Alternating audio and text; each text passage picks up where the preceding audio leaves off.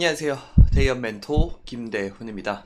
오늘은 브랜드 엑스 코퍼레이션 12 전환 성공적 발행이라는 제목을 가지고 왔고요. 전환사채 왜 발행했는지에 관해서 한번 설명을 드릴 거고 차트와 수급까지 분석 한번 해드리도록 하겠습니다.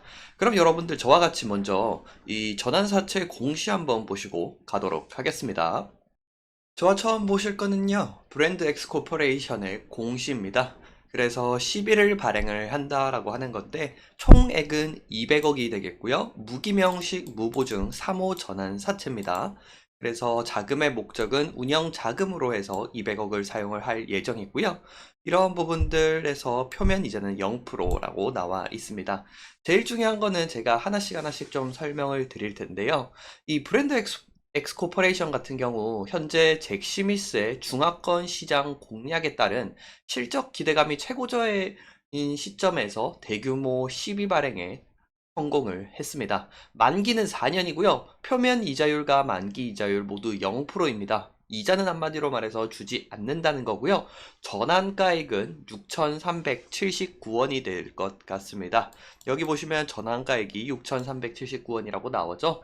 그래서 전환에 따른 발행된 주식, 신규 주식 수는 310만 주 정도 가량 될 것이고요. 이 브랜드 엑스 코퍼레이션 같은 경우에 새로운 주식이 만약에 이렇게 들어오게 된다면 당연히 기존 주주들 같은 경우 지분율 희석을 할 수 있지 않습니까? 그쵸? 그렇기 때문에 이런 기존 지분율 희석을 최소화하고자 매도 청구권, 콜옵션을 최대 40%로 설정을 했습니다.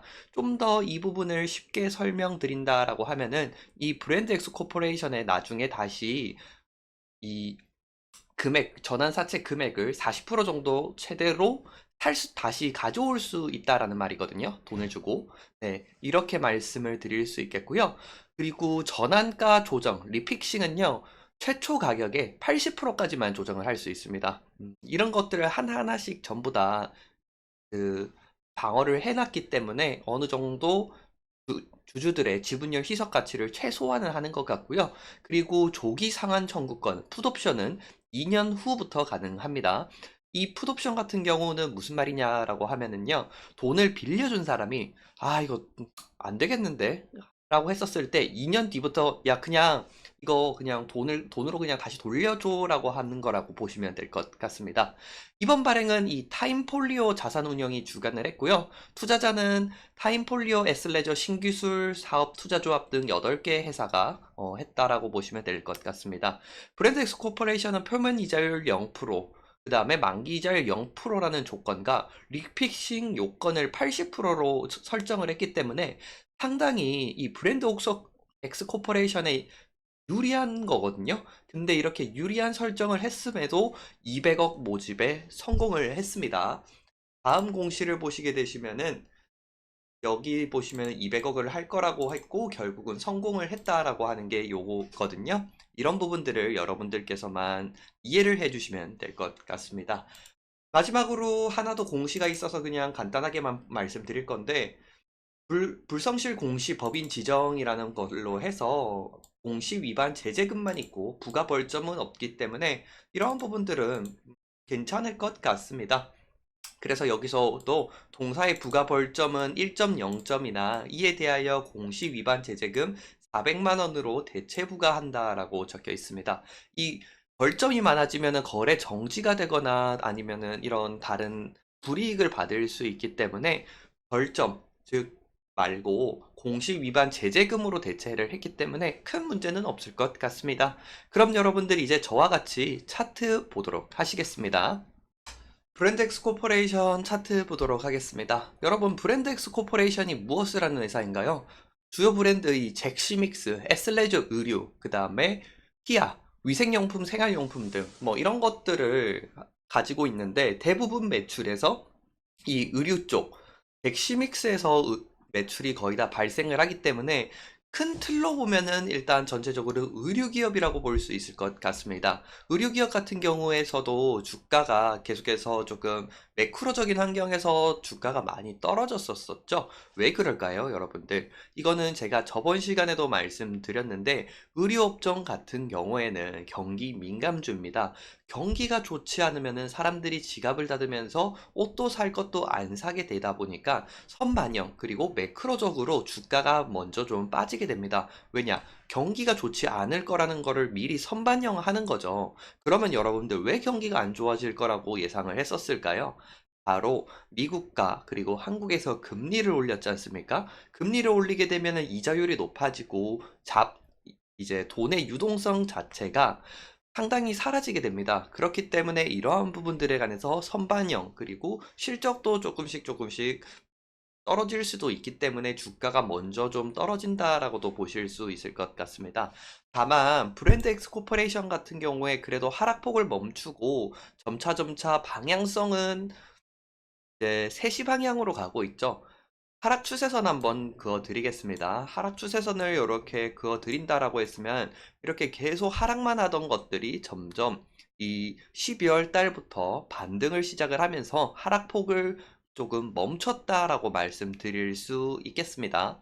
이러한 부분에 있어서 12월에는 또 어떤 부분이 있었냐라고 하면은 이 잭시믹스가 중국 진출 기대감 등으로 강세거든요.